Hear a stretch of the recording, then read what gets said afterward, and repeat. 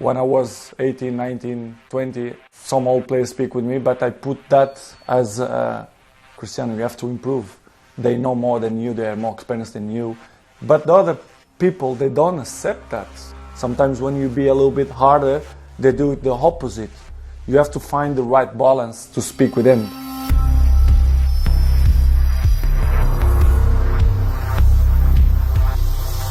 Salut à tous, bienvenue dans la quotidienne, très content de vous retrouver avec beaucoup de grosses infos aujourd'hui et un CR7 qui pose les bases chez Sky Sports, mais un ancien mancunien pose pas mal les bases en ce moment lui aussi. C'est simple, on le voit partout, c'est Pat Evra évidemment qui est passé au micro Téléfoot. Il a parlé de Paul Pogba, blessé, on le rappelle, en ce moment, souvent critiqué gratuitement. Le milieu de terrain des Bleus, écoutez. Paul Pogba, ta relation particulière, on la connaît. T'es inquiet pour lui, sur ses blessures récurrentes actuellement? Et est-ce que tu penses que dans le lead, il est ton successeur chez les Bleus aujourd'hui? Ça me fait rire, puisque à chaque fois il m'appelle, il me dit « Tonton, c'est incroyable, quand je parle, il y a ta voix qui résonne. » Mais Paul, c'est juste que moi, je trouve qu'il y a beaucoup de jalousie. C'est-à-dire que maintenant, Paul, quand il va faire une bonne prestation ou marquer un but, ben, les gens, ils ont envie que Paul ne réussisse pas. Et ça, moi, j'aime pas cette injustice. Il peut toujours faire plus avec les qualités qu'il a. Et il y a beaucoup de haineux. Et allez, quelques petites infos mercato comme ça.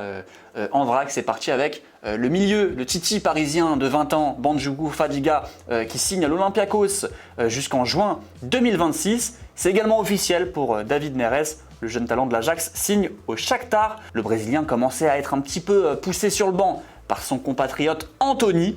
Et du côté de l'OM, on en parle de plus en plus de la potentielle venue de Tagliafico, qui joue à l'Ajax, lui aussi pour pallier le départ de Jordan Amavi. Selon RMC, Jorge Sampaoli aurait glissé le nom de l'Argentin à Pablo Longoria. En attendant, le nouvel attaquant de l'OM est bien arrivé, c'est officiel, et c'est lui.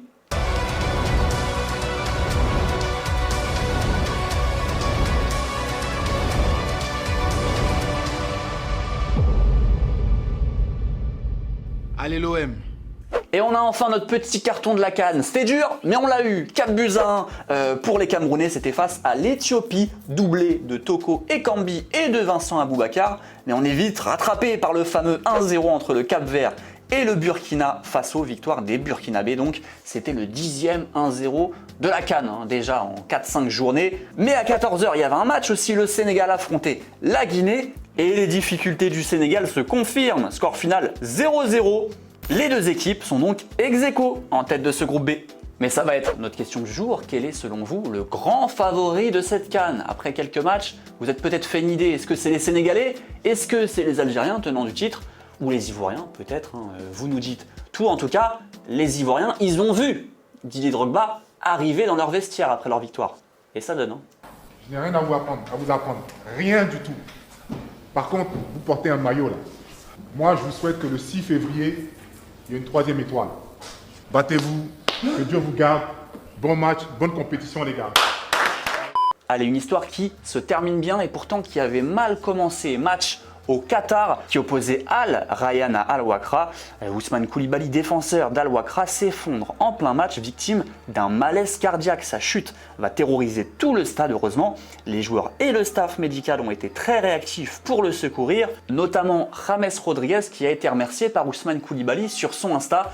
Écoutez ce qu'il nous dit. Merci à James Rodriguez qui a eu le premier geste en me tenant la tête, ainsi qu'à Saoud Al-Khater qui a fait signe de rentrer très rapidement à l'équipe médicale. Ou en tout cas l'équipe de Téléfoot souhaite une bonne remise sur pied à Ousmane Koulibaly. Et au cas où vous n'étiez pas sorti de votre petite grotte, hier on a sorti l'épisode 1000 de la quotidienne et c'était quelque chose. Franchement, merci pour tous vos commentaires. Globalement, vous étiez super refait cet épisode. Puis nous aussi, on a kiffé. C'était sur le plateau Téléfoot, s'il vous plaît. J'ai fait équipe avec Marine Marc et on est parti affronter l'équipe de Julien et Greg Margoton. Qui va gagner? Je vous spoil pas. Extrait. Vienne, Bayern, Real. Il a été transféré. Là-bas Alaba, Bien ça joué. fait de partout. Voilà. Applaudissez Clément s'il vous plaît parce qu'il c'est quelqu'un qui a besoin d'être de dos à ça. Mais t'inquiète pas. Je le remercie. Petit à petit, Petit à petit. voilà, tu rentres dans le Clément bain. fait son nid. Allez. Je vais pas laisser de points. Et c'est dispo sur la chaîne YouTube. Allez, c'est déjà la fin de la quotidienne. On vous faisait gagner un cadeau cette semaine. C'était le maillot du Cameroun. Et on félicite Basile Beauvrou qui repart avec ce petit maillot du Cameroun. Donc, check bien tes mails. En tout cas, merci à tous de nous avoir suivis tout au long de cette semaine, mais vous allez pouvoir encore retrouver l'équipe de Téléfoot qui s'est frottée aux autres animateurs dans le grand concours des animateurs. Ce sera ce samedi à 21h05 et bien évidemment Téléfoot à 11h comme d'habitude dimanche. Bref, bon week-end à tous et ciao! Gets weird when you talk about it.